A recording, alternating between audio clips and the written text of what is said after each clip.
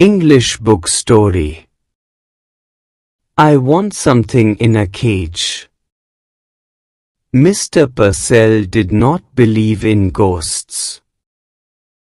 Nevertheless, the man who bought the 2 doves and his strange act immediately thereafter left him with a distinct sense of the uncanny, as though behind his departed customer there had lingered the musty smell of an abandoned, haunted house.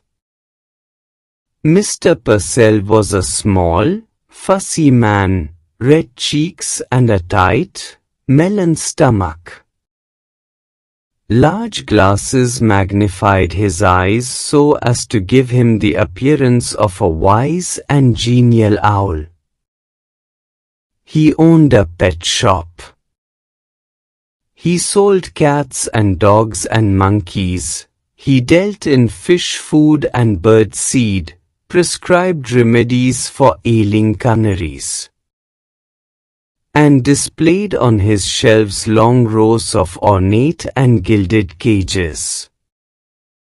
He considered himself something of a professional man. A constant stir of movement pervaded his shop, whispered twitters, sly rustling, squeals, cheeps, and sudden squeaks. Small feet scampered in frantic circles. Frightened, bewildered, blindly seeking. Across the shelves pulsed this endless flicker of life. But the customers who came in said, "Aren't they cute? Look at that little cage. They're sweet." And Mr. Purcell himself would smile and briskly rub his hands and emphatically shake his head. Each morning, when the routine of opening his shop was completed, it was the proprietor's custom to perch on a high stool behind the counter, unfold his morning paper, and digest the day's news. As he read, he would smirk, frown, reflectively purse his lips, knowingly lift his eyebrows, nod in grave agreement.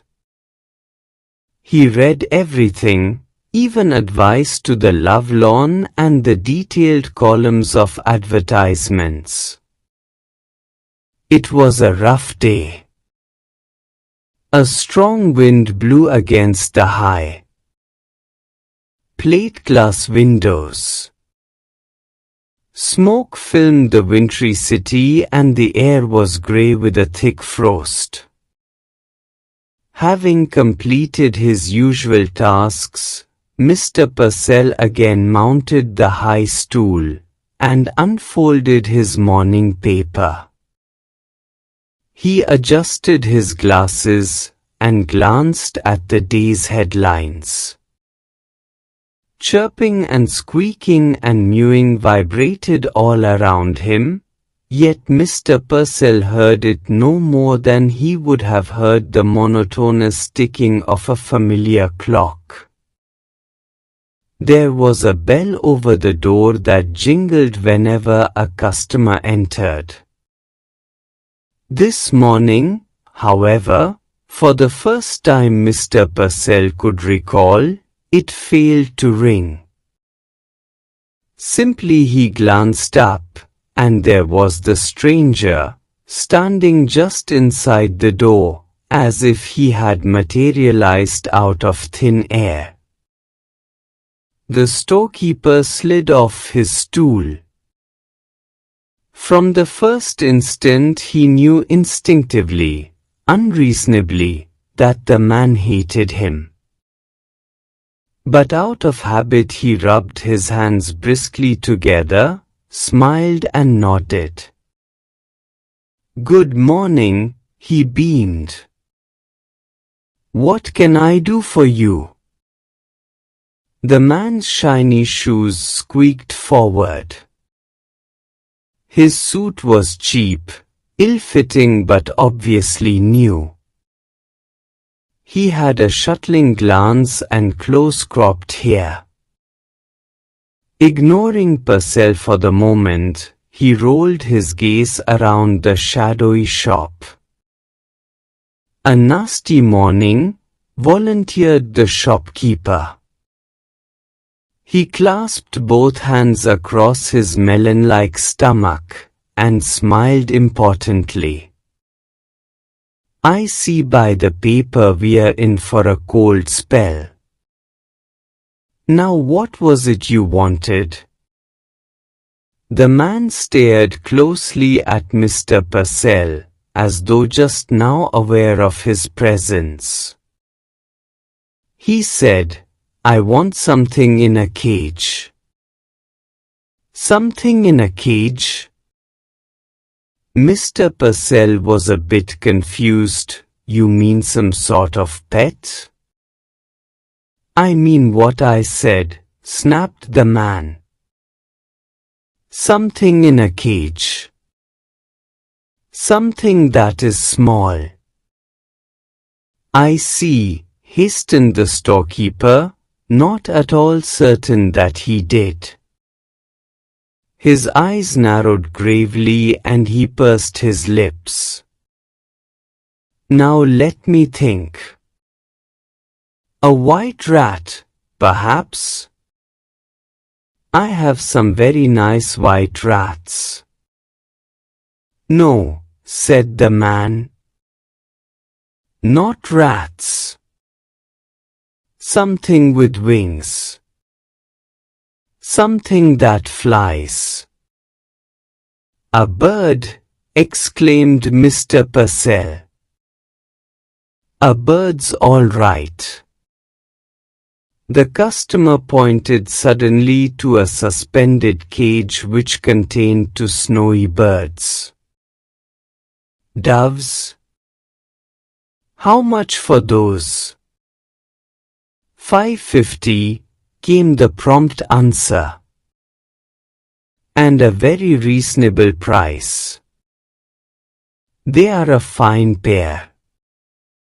$5.50. The man was obviously crestfallen. He hesitantly produced a $5 bill. "I'd like to have these birds. But this is all I've got. Just $5. Mentally, Mr. Purcell made a quick calculation, which told him that at a 50-cent reduction he could still reap a tidy profit. He smiled magnanimously. "My dear man, if you want them that badly, you can certainly have them for $5. I'll take them." He laid his $5 on the counter. Mr. Purcell tottered on tiptoe, unhooked the cage, and handed it to his customer. The man cocked his head to one side, listening to the constant chittering, the rushing scurry of the shop. "That noise," he blurted. "Doesn't it get you?" "Noise? What noise?" Mr. Purcell looked surprised. He could hear nothing unusual. The customer glared. "I mean all this caged stuff. Drives you crazy, doesn't it?" Mr. Purcell drew back. Either the man was insane or drunk. He said hastily, "Yes, yes. Certainly, I guess so. Listen." The staring eyes came closer. How long do you think it took me to make the $5? The merchant wanted to order him out of the shop. But, oddly enough, he couldn't. He heard himself dutifully asking, "Why, how long did it take you?" The other laughed. 10 years at hard labor. 10 years to earn $5. 50 cents a year. It was best, Purcell decided, to humor him. My, 10 years. That's certainly a long time. Now, they give you $5, laughed the man, and a cheap suit, and tell you not to get caught again. Mr. Purcell mopped his sweating brow.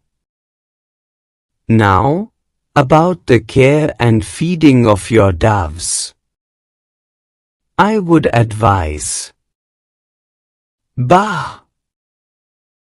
The man swung around and stalked abruptly from the store. Purcell sighed with sudden relief. He waddled to the window and stared out. Just outside, his peculiar customer had halted. He was holding the cage shoulder high, staring at his purchase. Then, opening the cage, he reached inside and drew out one of the doves.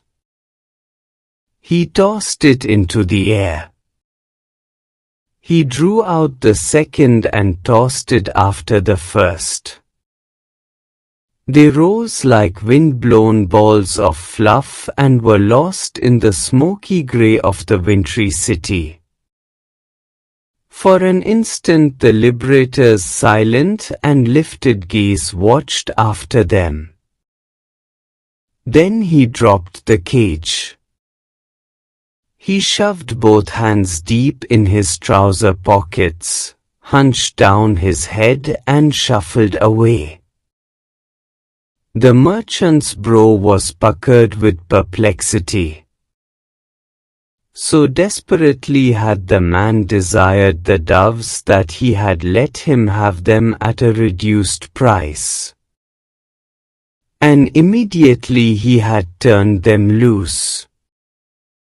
Now why, Mr. Purcell muttered, did he do that? He felt vaguely insulted.